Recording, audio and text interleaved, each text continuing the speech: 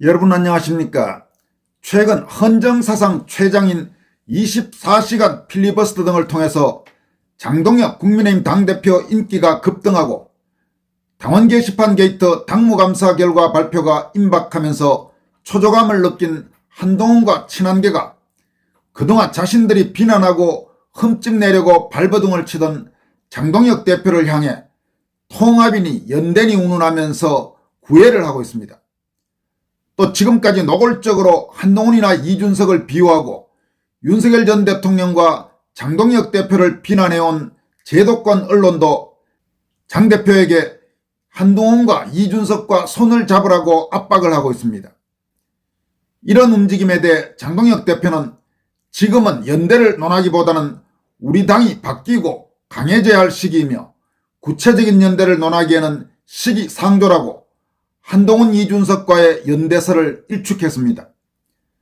또 국민의힘 30대 정치인인 박민영 미디어 대변인은 한동훈 같은 자들과의 연대를 입에 담는 것만으로도 불쾌하다면서 통합 운운하기 전에 먼저 사람이 되라고 직격탄을 날렸습니다.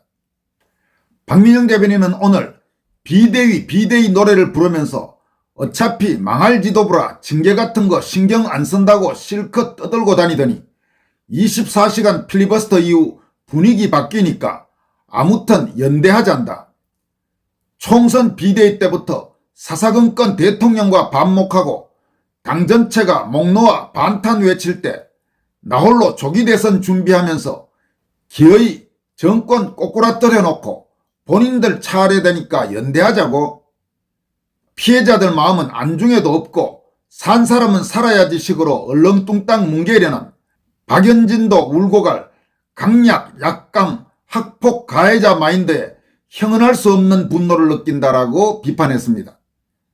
박 대변인은 이어서 장동석이니 뭐니 말 같지도 않은 소리하며 동조하는 언론도 공범이다라면서 차악이니 최악이니 주제넘게 설치다 막상 당선되니 잠깐 눈치 보고 살만해지니 다시 기어나와 지도부 열심히 흔들다 여의치 않으니 안면 몰수 노고 운운하며 살려달라 발버둥치는 한동훈의 거듭된 병검술, 요즘 말로 우디르급 태세 전환을 보면서 현타도 안 오냐고 언론을 비판했습니다.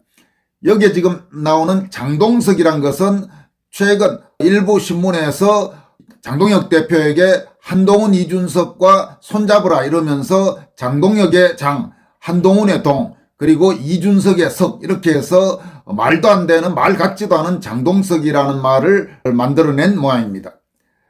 박 대변인은 배신은 본성이고 습관이다. 자기밖에 모르는 관종들은 호시탐탐 자기가 주연될 기회만 엿본다.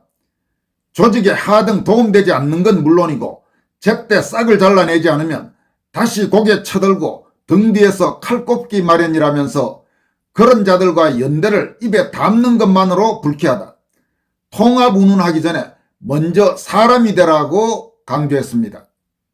박 대변인은 또 오늘 동아일보가 장동혁 대표가 한동훈을 만나면 안 되겠느냐 뭐 이런 참 말 같지도 않은 칼럼을 게재한 것과 관련해서 동아일보의 보도 태도를 강도 높게 비판했습니다. 박민영 대변인은 언론이 특정 정치인을 위해 이렇게까지 노골적으로 구명운동을 펼치는 건 살다 처음 본다. 언론 플레이 잡기술 하나는 세계 챔피언에 오죽하면 검사 시절 별명이 서초동 편집국장이었던 한동훈이니 이유야 알만하지만 아무렴 대놓고 특정 계파를 위한 베이비시터 노릇을 자처하는 언론이라니 기괴하기 짝이 없다고 동아일보에 직격탄을 날렸습니다. 그는 또 김경수의 드루킹 여론조작, 이재명의 개딸 팬덤 정치에 대해 가열차게 비판하던 소위 보수 언론들이 한동훈의 당원 게시판 여론조작 사태, 극단적 팬덤 정치에 대해서는 놀라울 정도로 관대하고 급기야는 그냥 덮고 넘어가는 게 옳다는 식의 분위기까지 조성하는 우스꽝스러운 작태를 대체 어떻게 이해해야 하나라고 물었습니다. 그는 또 한동훈을 둘러싼 논란과 분노를 장동혁 대표와의 개인적 갈등처럼 치부하면서 마치 두 사람만 화해하면 모든 문제가 해결되는 것처럼 몰아가는 것도 불쾌하기 짝이 없다. 한동훈이 배신하고 난도질한 것은 특정 개인이 아닌 보수 진영 전체다. 윤석열 전 대통령뿐 아니라 당과 정권을 지키고자 했던 모든 당원 동지들을 향해 무차별 난사하고 상대 진영에 먹잇감처럼 내던지며 평생 씻을 수 없는 상처를 줬다라면서 제대로 된 사과는 고사하고 자신의 과오에 대한 인정조차 없이 노고가 많았다 한마디로 얼렁뚱땅 퉁치겠다는 게 가당키나 한 말인가라고 비판했습니다. 이어서 정치는 대중의 감정을 이해하고 설득하는 데서 시작된다. 지지자들의 감정을 헤아리지 않은 채 권력자들 간 야합을 통해 화해쇼를 벌여봐야 외려 더 큰 분란과 화를 불러올 뿐이다. 한동훈은 지금도 자신이 무엇을 잘못했는지 전혀 모르고 있다. 우리 동지들이 어떤 마음, 어떤 감정으로 작금의 고통을 견디며 와신상담하고 있는지 조금이라도 이해한다면 감히 저따위 말장난질로 어물쩍 넘어가 보려는 발상조차 할 수 없어야 정상이다라면서 어설픈 화해를 종용해봐야 결과는 더 큰 분노뿐이다. 한동훈이 스스로 용서받을 수 있다는 생각을 한다는 것 자체가 가증스럽고 용서받지 못할 일이다라고 비판했습니다. 여러분, 며칠 전에 조선일보가 사설로 무슨 당원 게시판 감사가 윤어게인이다 이런 말도 안 되는 헛소리 사설을 내밀더니만 오늘은 또 동아일보가 칼럼을 통해서 장동혁과 한동훈 한번 만나면 안 되나 이렇게 해서 지금 이 한동훈의 천인공노할 당원 게시판 게이트를 별거 아닌 것처럼 그리고 무슨 장동혁과 만나서 손잡으면 해결될 것처럼 이런 개소리 지금 칼럼을 명색이 동아일보 칼럼으로 내보낸 모양인데 지금 동아일보 조선일보, 조선일보 동아일보 이자들이 지금 도대체 제정신들입니까? 이러니 지금 소위 요즘 조중동은 한겨레나 MBC 혹은 JTBC보다 더 밉고 한동훈은 이재명보다 더 밉다. 이런 이야기가 자유우파, 보수우파 국민들 사이에서 나오는 것 아니겠습니까? 뭘 지금 세상을 봐도 어떻게 이렇게 말도 안 되는 식으로 주장하는지. 한동훈이 저지른 그 당원 게시판 게이트, 그게 만약 한동훈 일가가 직접 개입한 것으로 확인된다면 그게 지금 누가 만나서 봐줄 수 있는 그런 성격의 걸로 조선일보나 동아일보는 착각하고 있는 건지. 이런 식의 신문들이라면 존재할 이유도 없다고 생각합니다. 좀 극단적으로만 해서 저질 좌익 매체들은 말할 것도 없고 지금 조선동아중앙일보 등 소위 조중동도 이 시점에서 한국에서 과연 존재할 만한 가치나 있는 언론인지 그런 비판이 지금 빗발치고 있습니다. 박민영 대변인은 또 얼마 전에는 한동훈이 무슨 민주주의 운운한 그런 헛소리를 하자 세상에 당과 당원 지도부를 극우 나치에 비유하며 모욕 주는 민주주의가 있다는 말은 처음 듣는다라면서 가족 명의로 당원 게시판에 당심 왜곡에서 언론에 뿌리고 여론 조작하는 거야말로 민주주의 공론장을 파괴하는 분탕질이 아닌가라면서 평생 남들 돌팔매질하면서 사과, 사퇴, 단죄 운운하던 자가 자신의 민주주의 파괴 범죄를 바로잡겠다고 하니 외려 민주주의 뒤에 심는다. 세상에 이런 파렴치가 없다라고 강도 높게 질타했습니다. 100번 옳은 이야기죠. 어디 한동훈 따위가 지금 민주주의를 입에 담습니까? 한동훈과 가장 거리가 먼 게 바로 민주주의라고 해도 지나친 말은 아닐 겁니다.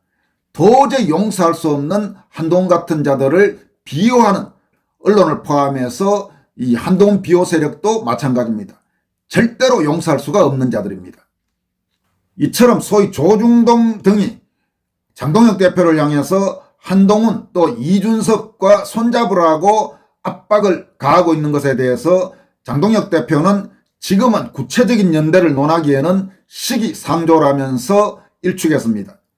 장 대표는 오늘 서울 도봉구 자원순환센터 인근에서 환경공무원들과 함께 거리 청소 봉사활동을 마친 뒤 기자들과 만나 질문에 답변하는 과정에서 얼마 전 변화를 말씀드렸지만 우리 국민의힘이 어떻게 쇄신하고 변화할지에 대한 그림을 아직 국민께 제시하지 못했다면서 지금은 연대를 논하기보다는 우리 당이 바뀌고 강해져야 할 시기라고 강조했습니다. 참고로 장동혁 대표는 현재 국민의힘 정강에 포함된 김종인이가 비대위원장 할 때 넣어놨던 기본소득 그 조항을 폐지하는 문제를 검토 중인 것으로 알려졌습니다. 당연히 폐지해야죠.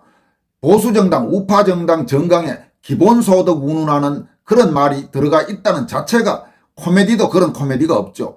그런 부분에서 당의 정체성을 보다 확고한 우파정당, 보수정당으로 바꿔가는 그런 노력이 필요한 시점입니다. 그런 부분에서 기본소득 정강을 폐지하는 것을 검토하겠다는 것은 정말 잘한 일이라고 할 수 있습니다. 또 장동혁 대표는 조만간 박근혜 대통령과 이명박 대통령을 찾아가 만날 것으로 알려졌습니다. 기자들이 박근혜 이명박 대통령에 이어서 유승민 전 원내대표까지 만날 계획이 있느냐 이렇게 질문하니까 보다 넓게 확장하고 당의 힘을 넓혀가기 위한 행보를 하려 한다.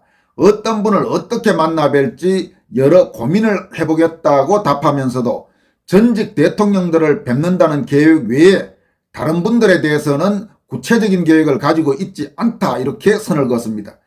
다시 말해서 지금 한국 언론 그리고 기자들은 어떻게든 장동혁 대표에게 한동훈, 이준석, 유승민 이런 자들과 손잡아라 이렇게 계속 압박을 가하고 있는 겁니다. 물을 때도 무슨 계속 이 한동훈, 이준석과의 연대에 대해서 묻고 그리고 유승민을 만날 거냐 이런 걸 묻고 그러니까 지금 한국 기자들이 얼마나 이게 좌편향돼 있고 기회주의적이고 중도팔이냐 하면 물으려면 오히려 가령 자유와혁신 황교안 대표를 만날 거냐 혹은 자유민주당 고영주 대표를 만날 거냐 자유통일당의 사실상의 핵심이라고 할 수 있는 정광훈 목사를 만날 거냐 혹은 우리공화당의 조원진 대표를 만날 거냐 이런 물음은 일절하지 않고 매일매일 묻는 게 무슨 한동훈, 이준석, 유승민 그야말로 자유파, 보수파, 애국시민들이 거의 극혐 대상인 이런 자들과 계속 손을 잡으라고 압박을 가하고 있는 겁니다. 이게 지금 한국 기자들, 한국 언론이 얼마나 썩어 있는지를 보여주는 또 하나의 아주 중요한 포인트라고 할 수 있습니다. 장동혁 대표는 또 내년 지방선거 후보 경선에서 당심 반영 비율을 기존의 50%에서 70%로 높일 것을 권고한 지방선거 총괄 기획단의 제안에 대해서는 적절한 시점에 최고위에서 논의할 것이라면서 지방선거 총괄 기획단 보고 내용을 여러 방면에서 의견을 구한 뒤 최고위 의결을 거쳐서 당의 입장을 정하겠다고 밝혔습니다. 또 더불어민주당 김병기 원내대표와 보좌진 간의 갈등에 대해서는 폭로전이라기보다는 대통령실과 여당 대표, 원내대표 사이에 보이지 않는 균열이 표면화된 것이라고 평가했습니다. 오늘 장동혁 대표는 일부 국회의원 또 일부 최고위원들과 함께 서울 도봉구 자원순환센터에서 도봉산 목재문화체험장까지 약 2km 구간을 청소했습니다. 형광 미화복과 흰 헬멧을 착용한 장 대표는 빗자루로 낙엽과 쓰레기를 썰고 쓰레기 봉투를 차량에 싣는 등 직접 봉사활동에 참여했습니다. 영하 13도의 추운 날씨 속에서 1시간가량 봉사한 뒤 환경공무원들과 삼계탕을 함께하면서 노고를 격려했습니다. 장동혁 대표는 추운 날씨에도 시민의 깨끗한 삶을 위해 노력하는 현장을 경험했다면서 보이지 않는 곳에서 늘 열심히 일하는 분들께 감사하다고 말했습니다.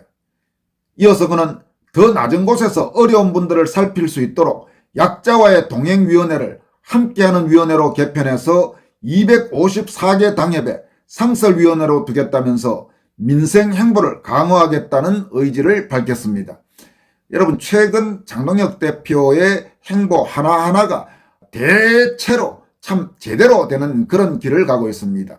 이 민감한 부분에서는 또 적절하게 지켜야 될 부분을 지키고 기자들의 유도 질문에는 말려들지 않고 또 직접 어려운 삶의 현장 이런 부분에서는 함께 하는 그런 모습도 보여주고 참 적어도 지금까지 장동혁 대표가 보여주고 있는 행태는 며칠 전 여러분들에게 말씀드렸다시피 정말 지난 8월 국민의힘 전당대회에서 장동혁 국회의원이 당대표로 당선되는 정치기적, 당원혁명에 의해서 당대표가 된 그 정치기적은 참으로 당을 위해서도 그렇고 국가를 위해서도 그렇고 우리 자유우파, 애국우파, 보수우파, 애국 시민들을 위해서도 참 잘된 일이다. 이렇게 평가할 수가 있을 것 같습니다.